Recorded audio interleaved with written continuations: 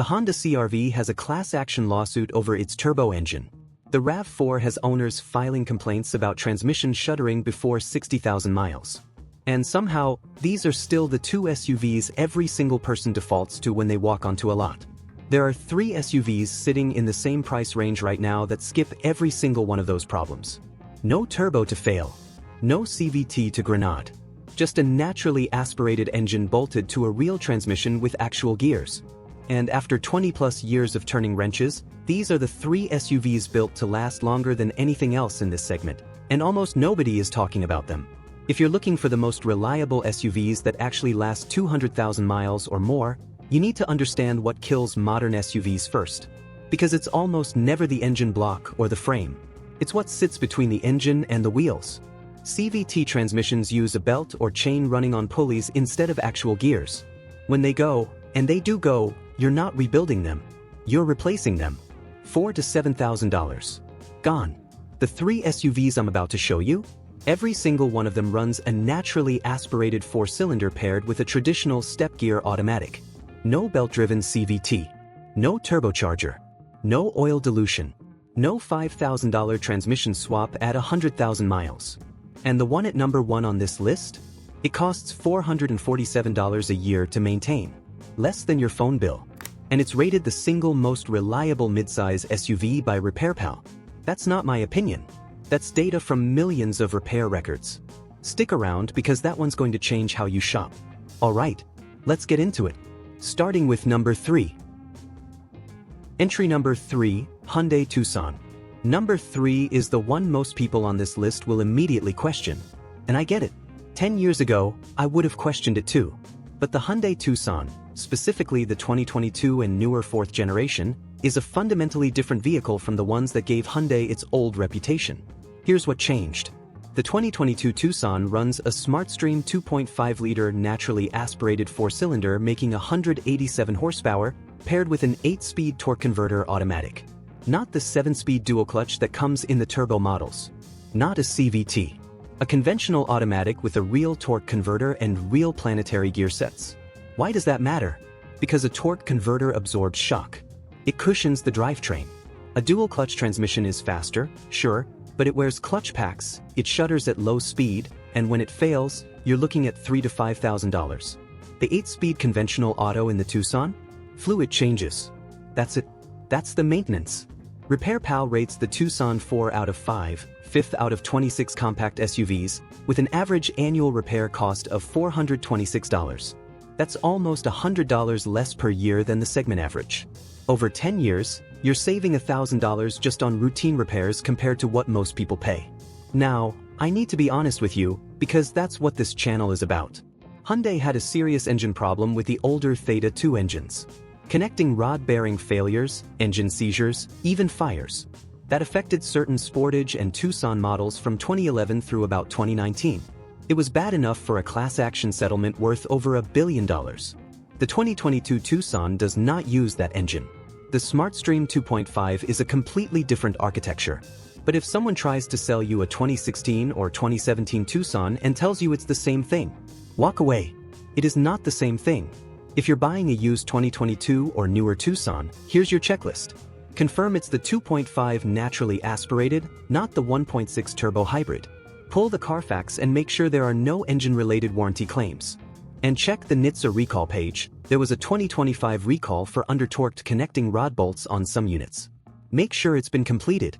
Who should buy this car? You want a smooth, quiet ride with physical controls that don't fight you.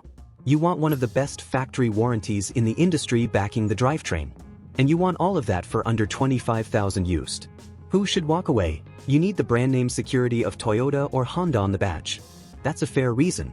Or you're buying pre-2022. That's a different vehicle with a different engine and a different risk profile. Hyundai spent $1 billion fixing their engine reputation. The 2022 Tucson is what they built after they learned that lesson. My verdict: the 4th Gen Tucson is a genuinely excellent SUV that's paying the price for sins it didn't commit. If you can get past the badge, your wallet will thank you. And if you like the Tucson?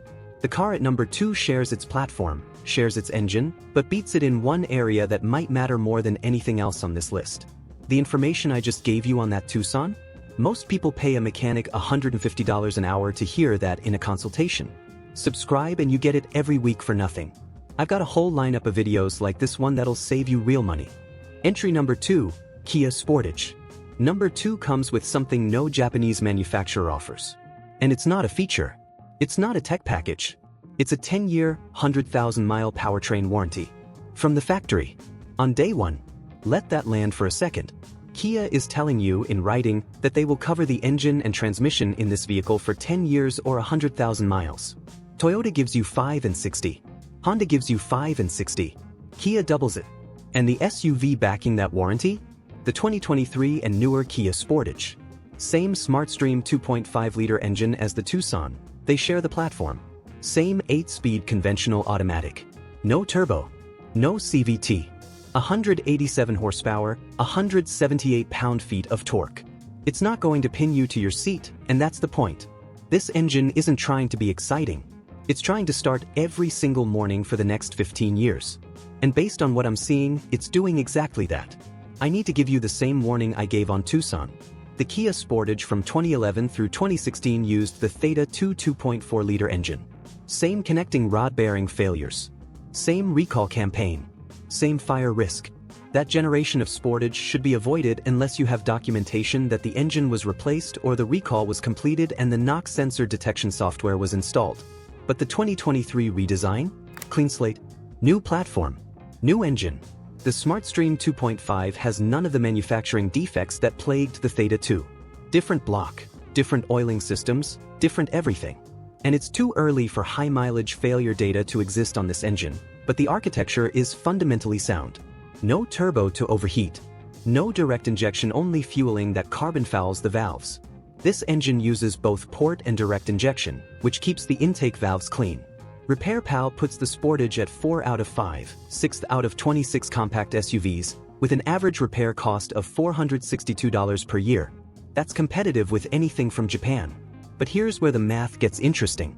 If a CR-V turbo fails outside warranty, and Honda's warranty runs out at 5 years, you're looking at $2,300 to $3,400 for a turbo replacement alone. The Sportage doesn't have a turbo to replace. That repair literally cannot happen.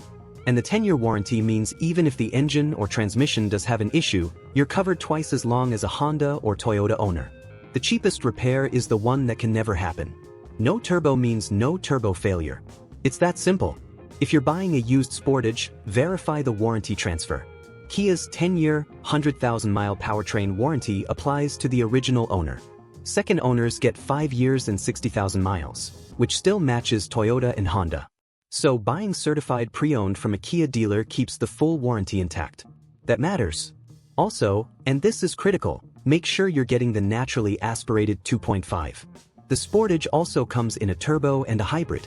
Both use different transmissions. The turbo gets a dual clutch. The hybrid gets a 6-speed auto. Only the base 2.5-liter gets the 8-speed conventional automatic that keeps this vehicle on my list. Who should buy this car? You want the best factory warranty coverage in the compact SUV segment. You want a vehicle that looks like it costs $10,000 more than it does. And you want simple, durable mechanicals underneath the sheet metal. Who should walk away? You need towing capacity over 2,000 pounds. The naturally aspirated Sportage tops out at 2,500, but the turbo is more confident there. Or you're buying pre-2023. That's Theta 2 territory, and the risk math changes completely. My verdict. The 2023 Plus Sportage with the 2.5NA is one of the smartest used SUV buys on the market right now. The warranty alone would make it worth considering. The fact that the drivetrain is also genuinely simple and tough? That's the combination most people don't realize exists outside of Toyota. Alright, number 2 was strong. Number 1 is stronger. And it's the one that made me rethink what I recommend to people who ask me what SUV to buy. Your guess in the comments. If you've been paying attention, you might already know. Let's see who gets it. Entry number 1. Mazda CX-5. Number 1. The SUV that's ranked, by data, not by opinion, as the single most reliable midsize SUV you can buy. Rated 4.5 out of 5 by RepairPal. Number 1 out of 26. Beating every Toyota. Beating every Honda. Beating every Subaru. And it costs less to maintain per year than a gym membership. The Mazda CX-5.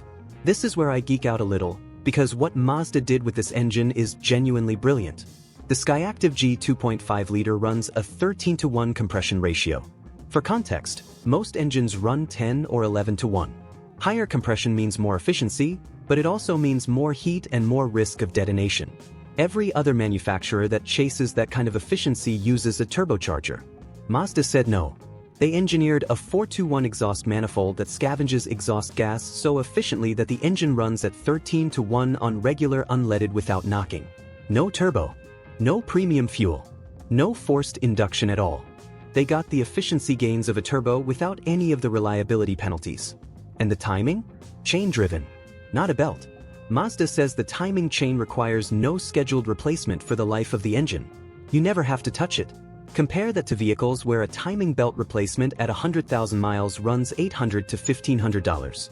The CX-5 doesn't come through my shop for catastrophic failures. It comes through for AC compressors. That's the most common unplanned repair, $1,200 to $2,400 depending on the shop. And honestly, that's the worst thing I can say about this car. The engine doesn't burn oil. The transmission doesn't shudder. The timing chain doesn't stretch. It just runs. I've seen these things roll past 150,000 miles with nothing but oil changes, brakes, and tires. That's not normal. Most vehicles need something significant by that point. The CX-5 just doesn't. $447 per year in average repair costs. That's RepairPal's number across all model years. The RAV4 is $429. Close. The CR-V is $407. So on paper, the CR-V looks cheaper to maintain. But that number doesn't include turbo replacements. It doesn't include the cost of the oil dilution that's the subject of an active class action lawsuit. It's a maintenance average, not a catastrophic failure average. And here's the IC car's data. The CX-5 has an average lifespan of 170,000 miles with a 28% chance of reaching 200,000. The RAV4? Nearly identical, 170,000 miles, 29% chance. But the RAV4 does it with a turbo option and documented transmission complaints. The CX-5 does it with the simplest powertrain in the segment. If you're buying a used CX-5, here's your buy window. 2017 through 2021, second generation, 2.5-liter naturally aspirated. Avoid the 2014 and 2016 first-gen models, higher complaint rates for electrical and drivetrain issues. If you're looking at a 2018 or 2019, check whether the cylinder deactivation recall was completed. And budget for a possible AC compressor down the road. It's the one weakness, and knowing about it in advance means it's not a surprise. The transmission is the 6-speed Skyactiv drive. Mazda built this in-house. It uses a lock-up torque converter that's engaged 88% of the time, meaning the fluid coupling is only active below about 5 miles per hour. Less slip means less heat. Less heat means longer life. That's why these transmissions go the distance. Remember what I said at the beginning about the car at number 1 costing less than your phone bill to maintain? This is $447 a year. $12 and change a week. For the most reliable SUV in its class. Who should buy this car? You want the lowest total cost of ownership in the compact SUV segment, period. You want something that starts every morning, asks nothing of you, and feels like a car that costs $15,000 more than it does. The interior on these things is genuinely premium, real stitching, soft touch materials, a quiet cabin. Mazda builds cars for people who actually drive them. Who should walk away? You need maximum cargo space. The CX-5 is tighter than a RAV4 or a Tucson back there. Or you need the latest tech. The pre-2021 infotainment system is functional, but it's not winning any awards. Mazda engineered the efficiency of a turbo without bolting one on. That one decision is the reason this engine outlasts everything else in its class. My verdict: if I had to put my own family in one SUV on this list and know they'd never be stranded, never get hit with a $4,000 repair bill, and never regret the purchase, it's the CX-5. Every time. Drop a comment and tell me which one of these 3 you'd actually buy. And if you already own one of them, tell me your mileage. I want to see how these are holding up in the real world, because the data says they should be going the distance. Those are 3 SUVs that skip the 2 most expensive failure modes in the modern market: CVT transmissions and turbocharged engines. No belt to snap. No turbo to burn out. No oil dilution. No $5,000 surprise at 100,000 miles. Just a naturally aspirated engine bolted to a real transmission, built to go the distance. You now know more about what actually lasts in the compact SUV market than 90% of people walking onto a dealer lot this weekend. The next time a salesman pushes a CR-V because it's the safe choice, you'll know exactly what questions to ask. And exactly what engine is sitting under that hood. Now, this video showed you what to buy. But if you want to see 3 SUVs that are even cheaper to get into and just as tough, I ranked the ones that everybody overlooks because they don't have the right badge.